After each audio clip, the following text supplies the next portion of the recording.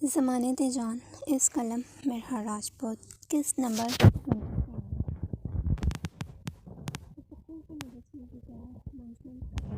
اس کی پسلیاں وہاج کی پسلیوں میں دھنسنے لگیں۔ مقابل میں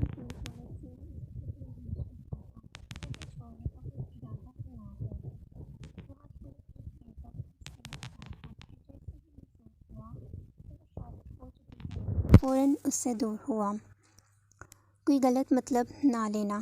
وہ حیرت انگیز انداز میں اسے دیکھ رہی تھی۔ وہاج نے جھٹ سے صفائی پیش کی۔ تمہیں ہچکی لگی تھی اس لیے میں نے یہ سب کیا۔ کہتے ہیں اگر کسی کو ہچکی لگی ہو تو شاکڈ ہونے سے رک جاتی ہے۔ اس نے اپنے دونوں ہاتھ ٹروزر کی پاکٹ میں ڈالے۔ علیحہ کو ایسا محسوس ہو رہا تھا جیسے وہ ابھی بھی اس سے چپکا ہوا ہے۔ کیا گلے لگانے سے بھی رک جاتی ہے؟ سوالیہ ابرو اچکائے گئے۔ اس کے کہنے کا مطلب صاف تھا، وہ اسے کسی اور چیز سے بھی شاکڈ کر سکتا تھا۔ کیا گلے لگانا ضروری تھا؟ کیا رکی نہیں تمہاری؟ وہ فارمل انداز میں کہتے آگے بڑھ گیا۔ علیحہ نے محسوس ہی نہیں کیا تھا کہ وہ جیسے ہی اس کے سینے سے لگی تھی اس کی ہچکی رک چکی تھی۔ مجھے لگتا ہے ہمیں مائس اور حرمان کو آواز دینی چاہیے، کیا پتہ ہماری آواز ان تک پہنچ جائے۔ علیحہ نے مفت کا مشورہ دیا۔ وہاں جھاڑیاں ہٹا ہٹا کر دیکھ رہا تھا جیسے وہ وہیں جھاڑیوں میں بیٹھے ملیں گے۔ تمہیں واپس گھر نہیں جانا کیا؟ یا چیخ چیخ کر جانوروں کو یہاں بلانا چاہتی ہو؟ اوہ، یہ تو علیحہ نے سوچا ہی نہیں کہ ان کی آواز سن کر جانور بھی آ سکتے ہیں۔ مجھ سے اب چلا نہیں جا رہا۔ اس کے اعصاب تھکن سے چور تھے۔ وہ کب سے ہی تو لگاتار چل رہے تھے۔ دفتن وہاج نے ٹہرتے اپنا رخ پیچھے کی سمت کرتے اس کے آگے اپنا ہاتھ پھیلایا۔ میں نوٹ کر رہی ہوں، آپ بہانے بہانے سے مجھے چھوڑ رہے ہیں۔ اس کا اشارہ وہاج کے ہاتھ کی طرف تھا۔ جواباً وہ آنکھیں گھما کر رہ گیا۔ علیحہ، ہاتھ دو اپنا۔ حکمیہ کہاں گیا؟ نہیں دوں گی میں، اور اگر آپ نے دوبارہ مجھے ہاتھ لگایا تو میں گن سے آپ کو ہی اڑا دوں گی۔ علیحہ نے گن کا رخ اس کی طرف کیا تو وہاج کا دل چاہا اپنا سر پیٹ لی۔ یہ میں نے تمہیں حفاظت کے لیے دی ہے، مجھے اڑانے کے لیے نہیں۔ وہاج نے ایک جست میں اس کے ہاتھ سے گن چھین لی، ورنہ اس کا کیا بھروسہ وہاج کو ہی اڑا دیں۔ حفاظت ہی کر رہی ہوں میں اپنی۔ کبھی آپ مجھے گلے لگا رہے ہیں، کبھی مجھ پر شال اوڑھ رہے ہیں اور کبھی میرا ہاتھ پکڑ رہے ہیں۔ وہ ایک ایک چیز گنوانے لگی۔ شوہر ہوں میں تمہارا، پکڑ سکتا ہوں۔ وہاج نے اس کا ہاتھ پکڑنا چاہا لیکن وہ پیچھے ہو گئی۔ کیا پکڑ سکتے ہیں؟ وہ پیچھے ہوتی جا رہی تھی۔ تمہارا ہاتھ، اور کیا؟ اگر تمہیں کیچڑ میں گرنے کا کوئی شوق نہیں ہے تو ہاتھ دو اپنا۔ اس بار وہاج نے دانت پیستے ہوئے کہا۔ یہ لڑکی تو آدھا وقت باتوں میں لگا دیتی تھی، ورنہ تم شوق سے گر سکتی ہو۔ وہاج تھوڑا سائڈ ہوا۔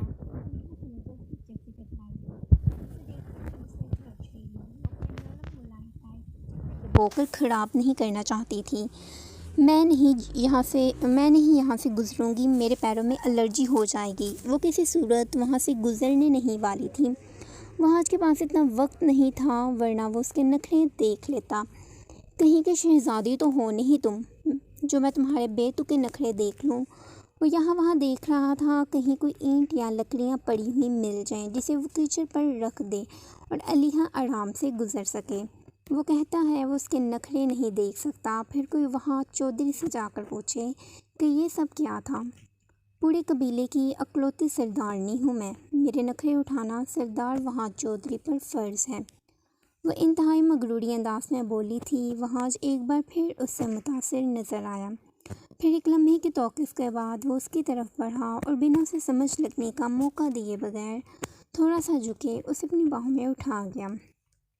تاریخ گواہ ہے، وہاج چودھری نے آج تک کسی کے اتنے نخرے نہیں دیکھے۔ اس کے مدہیر چہرے کو دیکھے وہ متوازن لہجے میں بولتا کیچڑ میں سے گزرنے لگا۔ علیحہ اس کی گسرتی باہوں میں چھپ سی گئی تھی۔ اس کے پیر اور جوتا گندا ہو گیا لیکن اسے پرواہ نہیں تھی۔ علیحہ کے تو خواب و خیالوں میں بھی نہیں تھا کہ وہ اسے اٹھا لے گا۔ اس دوران علیحہ کی خوشبو نے اسے بے چین کر رکھا تھا لیکن وہ ضبط کی گونج برتا رہ گیا۔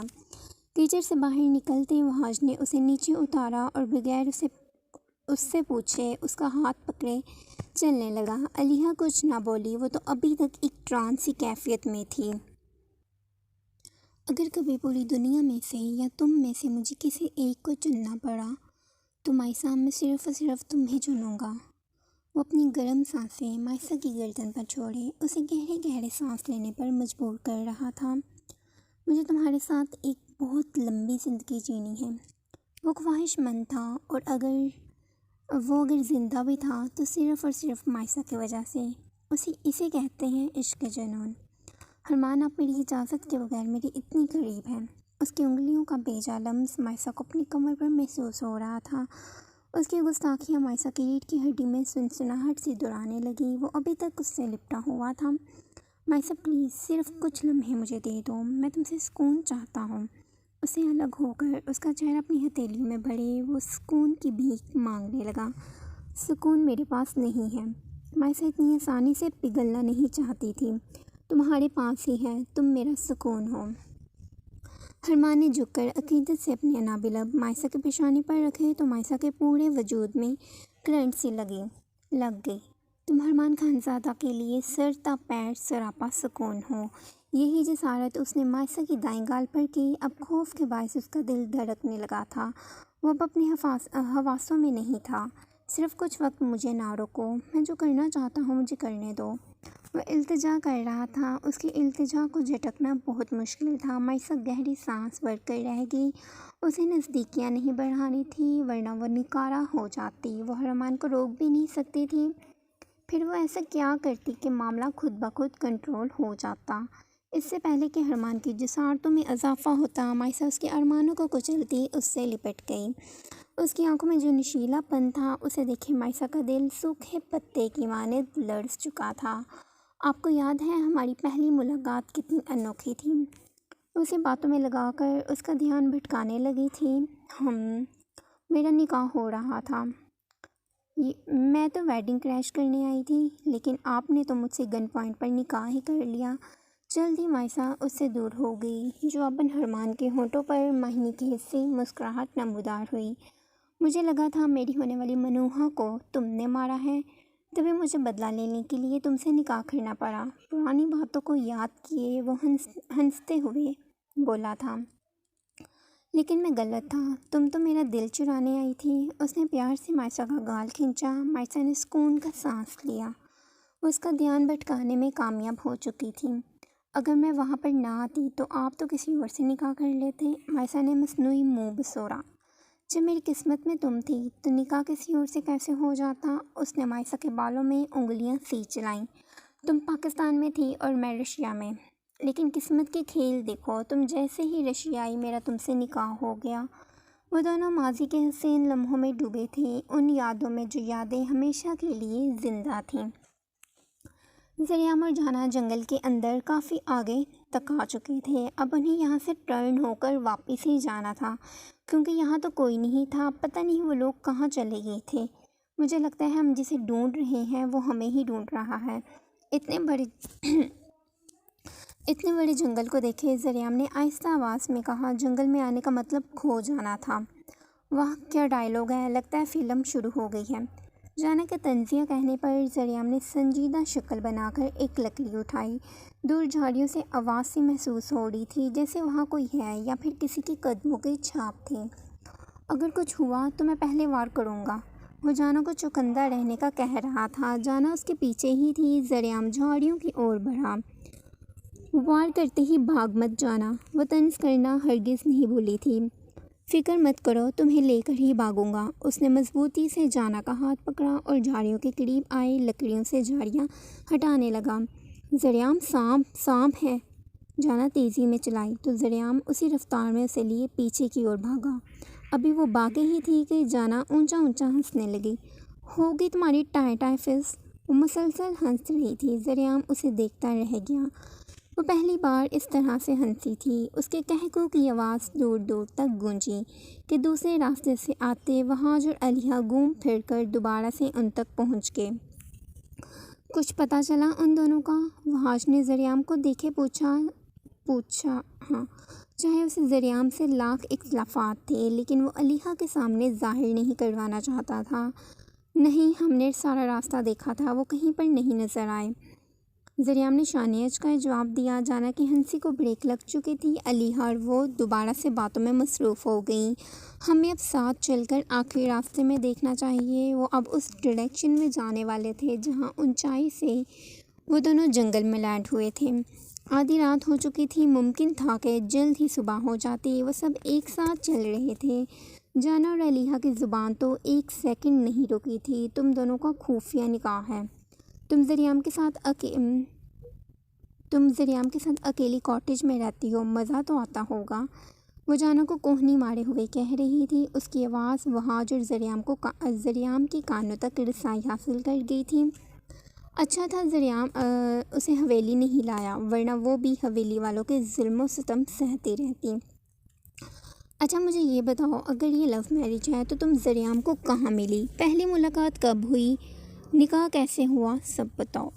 وہ متجسس تھی. ایک پل جانا کو سمجھ نہ آئی کہ کیا کہے، کیا بتائے. زبردستی نکاح ہوا. زریام کو تو وہ اچھے سے جانتی بھی نہیں تھی. علیحہ لو میرج زریام کی طرف سے ہے، میری طرف سے نہیں. مجھ سے تو بس انہوں نے زبردستی نکاح کر لیا. وہ کیا بول رہی تھی اسے خود نہیں پتا تھا. اس سے پہلے کہ وہ کوئی سچ اگلتی، زریام فوراً سے اس کے قریب جاتے اس کی کمر سے ہاتھ گزار کر اپنی قریب کر گیا. محبت کرتا ہوں تم سے، چھوڑ تو نہیں سکتا تھا. زریام نے مسکراتے اس کے بالوں پر بوسہ چھوڑا. تو جانا کا دل چاہا اس کا چہرہ بگاڑ دے. کیری آن گائز، میں کباب میں ہڈی نہیں بننا چاہتی. وہ ان کا رومانس نہیں خراب کرنا چاہتی تھی. جبھی تیز تیز چلتے ہوئی وہاج کے ہم قدم آ گئے. تمہیں دوسروں کے گھروں میں جھانکنے کے علاوہ اور کوئی کام نہیں ہے کیا؟ وہاج نے اسے ٹونٹ کیا. وہ میری دوست ہے، کوئی دوسری نہیں. وہ تڑک کر بولی. دوست ہے تو کیا مطلب اپنی پرسنل باتیں بھی تمہیں بتا دے؟ وہاج نے پیچھے دیکھنا مناسب نہ سمجھا. وہ مجھے بچپن سے سب بتاتی آئی ہے، لیکن تمہیں کیا مسئلہ ہو رہا ہے؟ علیحہ کا بس نہ چلتا. وہ وہاج کے ہاتھ میں پکڑی گن سے ہی اسے ٹھوک دیتی. پہلے تم ڈیسائیڈ کر لو، تمہیں آپ کہنا ہے یا تم. وہ گردن موڑے دائیں ابرو اچکائے اسے دیکھنے لگا. میری زبان ہے، میں جو مرضی کہوں. علیحہ نے شانے سے سرکتی شال اوپر کی تو ایک دم عجیب قسم کی آوازوں پر ان چاروں کے قدم وہیں پر ڈھیر ہو گئی. یہ کیسی آوازیں ہیں؟ علیحہ نے وہاج کو دیکھا جو اپنی گن لوڈ کرنے لگا تھا. زریام اور جانا بھی ان کے پاس آ گئے. بہت باریکی سے نوٹ کرنے پر انہیں پتہ چلا کہ یہ آوازیں تو کسی کے ہنسنے کی تھی. کوئی ہنس رہا تھا. ڈبل آواز تھی اور کافی دور سے آ رہی تھی. وہ چاروں آواز کے سمت چلتے گئے تو سامنے ہی انہیں ایک چھوٹی سی جھونپڑی دکھائی دی جہاں سے آوازیں آ رہی تھیں. صرف 1 سیکنڈ لگا تھا انہیں سب سمجھنے میں. وہاج آگے بڑھا تو دیکھا جھونپڑی کا کوئی دروازہ نہیں تھا. وہاں بڑے بڑے پتے لگے تھے. وہاج نے گن کی مدد سے جھونپڑی کی لکڑی کھٹکھٹائی تو اندر بیٹھے 2 نفوس الرٹ ہوئے. اچانک سے ہنسنے کی آوازیں آنا بند ہو گئیں. 2 منٹ گزر گئے لیکن کوئی باہر نہ آیا. جب زریام نے باہر سے کنکر اٹھا کر اندر پھینکے تو بیک وقت حرمان خان زادہ ہاتھ میں بڑی سی لکڑی پکڑے باہر آیا. وہ چاروں ایک ساتھ پیچھے کو ہوئے. ہم 3 گھنٹے سے تم لوگوں کو ڈھونڈ رہے ہیں اور یہاں تو کہکے لگائے جا رہے ہیں. وہاج نے اسے آنکھوں میں چبایا تھا. اس کے شرٹ کے اوپری بٹن کھلے ہوئے تھے. حرمان نے تیزی سے بند کیے تو اتنی دیر میں مائسا بھی باہر آ گئی. لالا شکر ہے آپ آ گئے، میں تو بہت ڈر گئی تھی. وہ وہاج کو دیکھے بے خودی کے عالم میں اس کی جانب لپکی اور اس کے ساتھ لگ گئی. وہاج نے فوراً اس کے سر پر ہاتھ رکھے اسے تسلی دی. میں 4 گھنٹوں سے تمہارے ساتھ ہوں، مجھے تو تم نے حق نہیں کیا. وہ صحیح معنوں میں جلس ہوا تھا کہ وہ چاروں اپنی ہنسی دبا کر رہ گئے. زریام لالا کے ساتھ یہ لڑکی کون ہے؟ حرمان کی بات کو نظر انداز کیے مائسا نے جانا کو دیکھے سوال کیا. پہلے یہاں سے چلو، باقی باتیں گاڑی میں جا کر کرتے ہیں. وہاج صحیح کہہ رہا تھا، انہیں یہاں سے چلنا چاہیے تھا. جنگل تھا، کچھ بھی ہو سکتا تھا. جلد ہی وہ جوڑی جوڑی بنے ایک ساتھ چلنے لگے. وہاج موبائل پر آئی GPS لوکیشن کو دیکھے چل رہا تھا کہ بہت سارا چلنے کے بعد وہ لوگ اپنی اپنی گاڑیوں کے نزدیک آ گئے. میں یہاں سے سیدھا کاٹیج جاؤں گا، تم سب دھیان سے جانا اور حویلی پہنچ کر میسج کر دینا. ذریعہ جانوں کو گاڑی میں بٹھائے انہیں دیکھ کر بولا، جو گاڑی میں بیٹھ رہے تھے۔ پھر وہ فرنٹ سیٹ سنبھالتا گاڑی کو زن سے بھگا لے گیا۔ ان کی گاڑی کے پیچھے وحاج کی گاڑی بھی نکلی تھی۔ سفر کے دوران وحاج نے ان دونوں کو بتا دیا تھا کہ جانا کون ہے، اور یہ بھی کہا کہ حویلی والوں کو نہیں معلوم کہ ذریعہ نے نکاح کر لیا ہے۔ وہ دونوں صورتحال سمجھ چکے تھے۔ علیحہ نے گاڑی میں پڑا پانی ان دونوں کو دیا کہ ایک بہت لمبے سفر کے بعد وہ حویلی کے دہلیز میں انٹر ہو گئے۔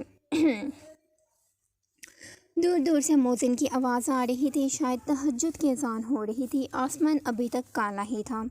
پھر ایک جھٹکے میں لائن کھول کر حویلی میں جگہ کی۔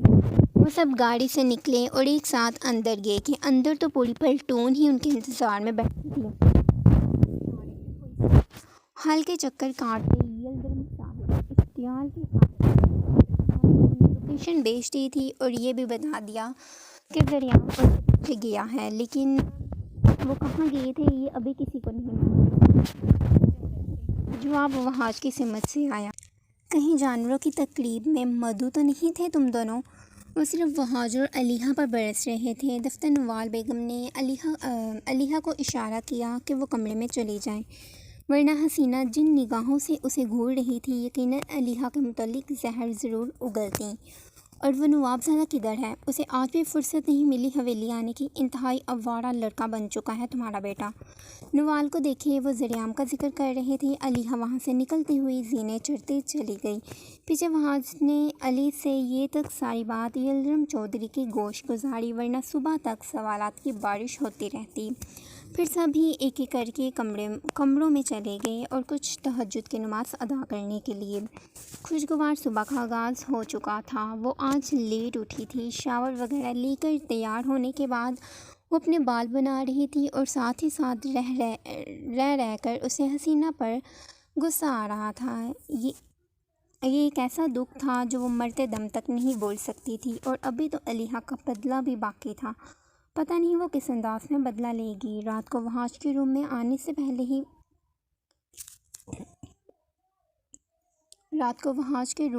سے پہلے ہی وہ سو گئی تھی، اور جب اٹھی تو وہ کمرے میں نہیں تھا۔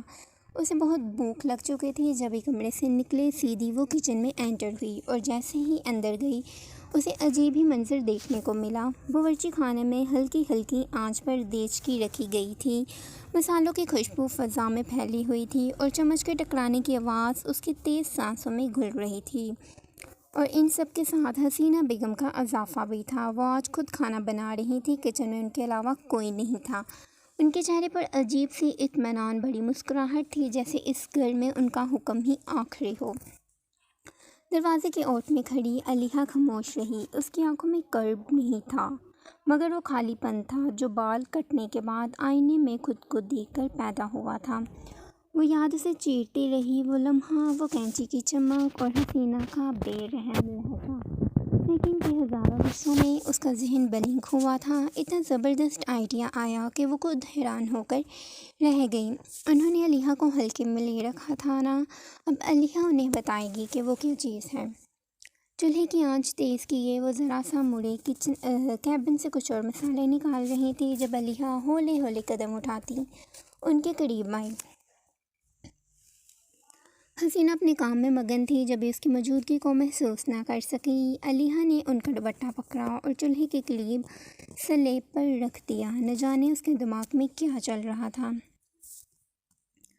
آگ تیز تھی اور کافی زیادہ پھیلی ہوئی تھی۔ حسینہ کوئی مسالہ ڈھونڈ رہی تھی کہ یکدم سے تھوڑی سی آگ ان کے دوپٹے کو چھو گئی۔ علیحہ نے دیکھا ان کے بال کافی لمبے تھے اور پونی میں مقید تھے۔ یہ دیکھے بس وہ پلٹ گئی۔ اسے اب زیادہ کچھ نہیں کرنا پڑا تھا، سارا کام وہ آگ خود ہی کر لے گی۔ وہ کچن سے باہر نکلے، دروازے پر کھڑی ہلکا سا چونکنے لگی۔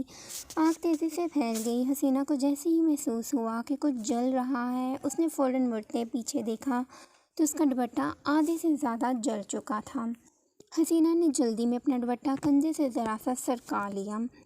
گیس کی آنچ تیز تھی اور چولہے کے پاس پڑا ہوا کپڑا ہلکی سی ہوا سے جھول رہا تھا۔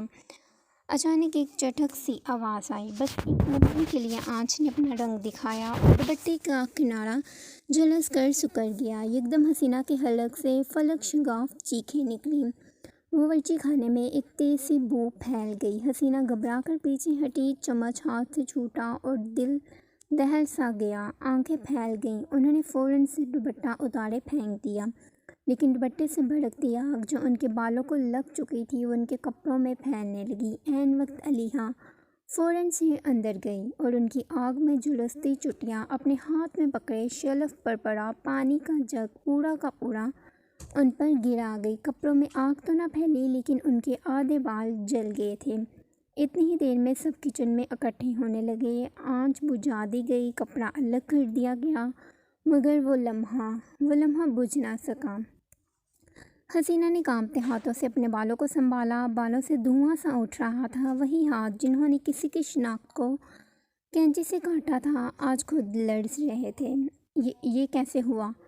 ان کے ہونٹوں سے بے اختیار نکلا۔ وہاں جو عجلت میں کچن میں آیا تھا فوراً سے اپنی چادر اتارے چچی جان کے ارد گرد پھیلا دی۔ باقی مرد حضرات گھر نہیں تھے، صرف عورتیں ہی کچن میں آئی تھیں۔ کبھی کبھی جو ہم دوسروں کے ساتھ کرتے ہیں وہ خود ہی لوٹ آتا ہے، کسی کے ہاتھ کے بغیر بھی۔ اس کی آواز میں نہ طنز تھا نہ فتح کا شور، بس ٹھہراؤ سا تھا۔ حسینہ اسے دیکھتے رہ گئی۔ یہ سب تم نے کیا ہے نا؟ وہ آج یہ اس لڑکی نے کیا ہے، اس نے مجھے آگ لگائی ہے، اس نے میرے بال جلا دیے، دیکھو اس لڑکی نے میرے بال جلا دیے۔ حسینہ کی آنکھیں بس آنسو چھلکانے ہی والی تھیں۔ وہ آج انہیں باہر لے جانا چاہتا تھا، لیکن وہ تھیں کہ انگلی اٹھا کر علیحہ کو دوش دے رہی تھی، اور یوں بدلہ نہیں لیا گیا بلکہ حساب پورا ہو گیا۔